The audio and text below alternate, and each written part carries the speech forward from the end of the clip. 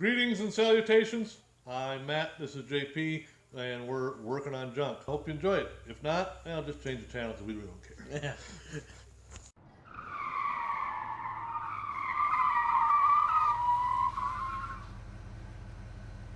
Progress on the old 52 Ford is coming along. Got the trunk cleaned out.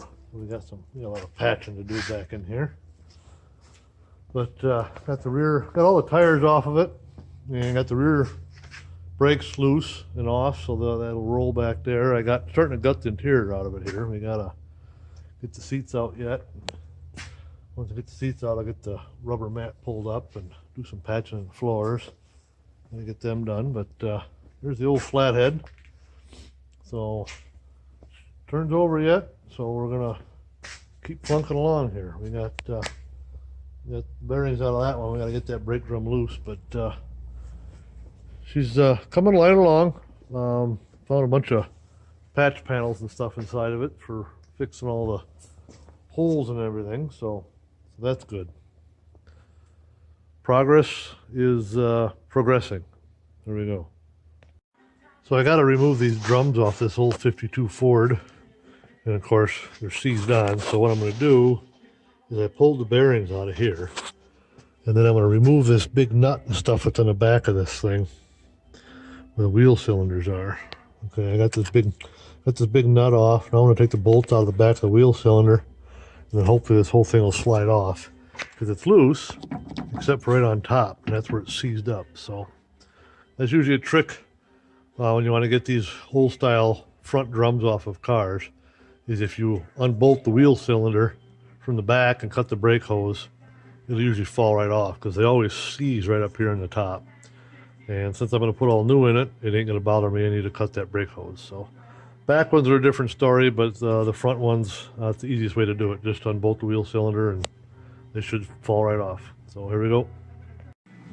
So I got the front brake drum off, and here's how it comes off. After I unbolted all this, I unbolted this, and cut the hose, the whole thing slides right off. So all the brakes are still seized inside the drum, but at least it comes off that way. So I'll have to rebuild all this. JP's here. Yay! What are you gonna work on today, JP? I'm working the potty. Yeah? Yeah. After you have a snack? After I eat this pizza.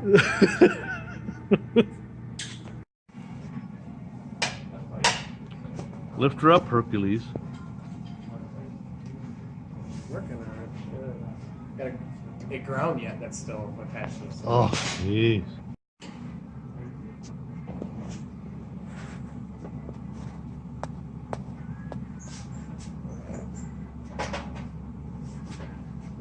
Oh my God. Ah, what the fuck?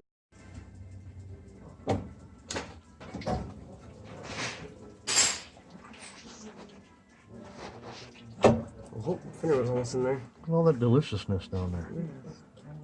That's good stuff. Fucker slipping. Why? It's the gasket got heavy on here. It's the gasket that's so heavy, yeah? Gasket does it every time. Look at... What is that, like pudding or something? Or, oh my. Stuff. Wow, Steven. See what happens when people don't take care of their shit? You're rich. Cool. My own cold mobile machine. Back at the 400 Pontiac V8 here. What do you got going on, JP? Good news, bad news? I broke one of the bolts off. Water pump goes into the block. Right here. Broken. Broke Yeah. one of the bolts off. Into the timing cover. Okay. Water pump stuff. So I guess I'm just going to keep taking it apart and see what else I have to buy for it. Aluminum, cast, steel, doesn't mix. Broken. Didn't back then, doesn't today.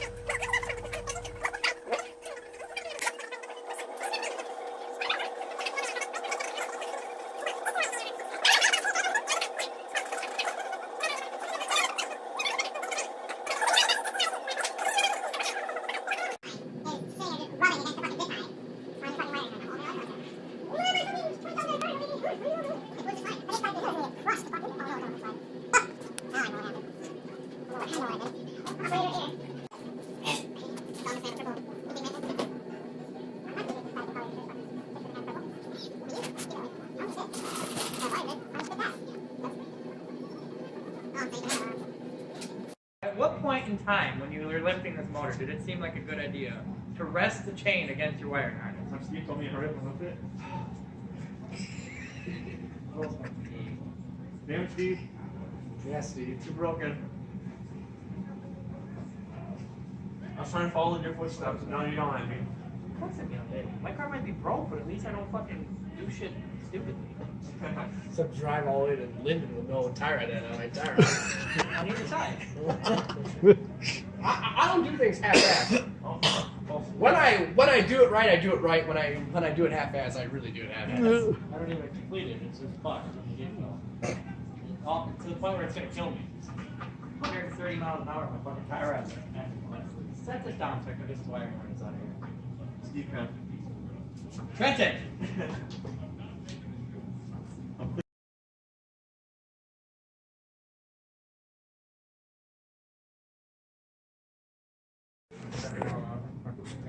I can't see. Go a little bit more. No, I need to go that way. Like fucking 2 inches. Butt face. Are we gonna move it, or are you gonna sit there and finger fuck your fucking? I don't know what's going on here. I'm trying to control the lift. So I'm balancing cables. we have two people over there. Good. Fine. Go down. Put that hand in the turbo. What? I hear people talking. I don't know if they're saying stop or go or don't go. Go. Down. Stop. Go. That's what I figured. We gotta be way over here. Drop some. Where's that paint scraper? We don't know where. Go.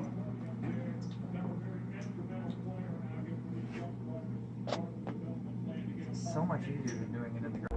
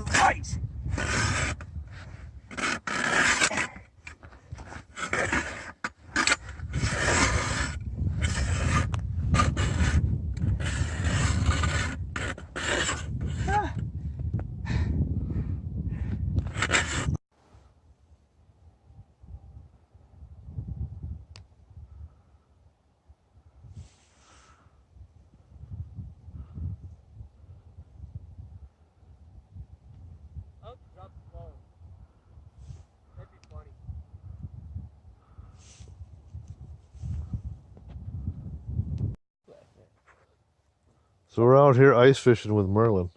Yeah. Been out here for 16 hours. Shut up. The fishing poles have not moved.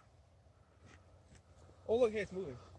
JP, Almost went in the water. Alex, Catherine's here. First time on the ice for Catherine. And Steve's tires with spade and shovels. Yeah, his spade shovel tires over here. How do we get stuck in the ice? How are you gonna get stuck in the ice? So my fishing pole's been in the hole so long, it's actually frozen in there now. That's because you don't do anything with it. You ain't caught nothing either Shut over up, there. Matt. Pumpkin head. Don't call me pumpkin head. You are a pumpkin head, Merlin. You're a Sure. Yeah.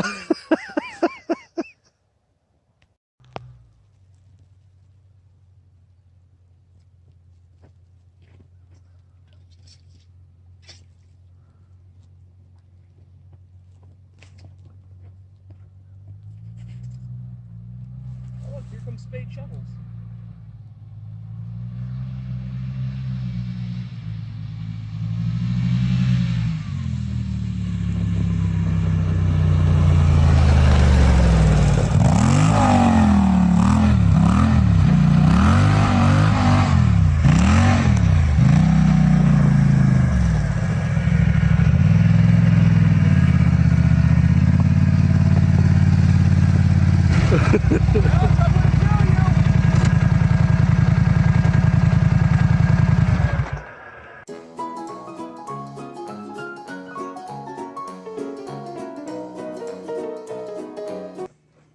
today's history lesson, I'm going to tell you meaning behind Mopar. Everybody's heard the term Mopar from Chrysler. It does not stand for mostly old parts and rust, even though some people might think that. But it generates, the earliest time they ever used it was 1937. And Mopar was pretty much what they would be like to General Motors' AC Delco line. Mopar was the accessory and parts line from Chrysler that they offered to brand their parts to sell through the dealerships and through the aftermarket. And what it stands for is motors and parts. They took the two words and they put them together to make Mopar. The original name was Chrysler Motors and Parts Division, and of course that doesn't really roll off the tongue too easily, so they slammed it into one word and called it Mopar. So they used it from 1937 all up till today, and that's where you get the word Mopar from. So now you got a little bit of... Now you know. No, you got more useless knowledge. More useless knowledge. That's good.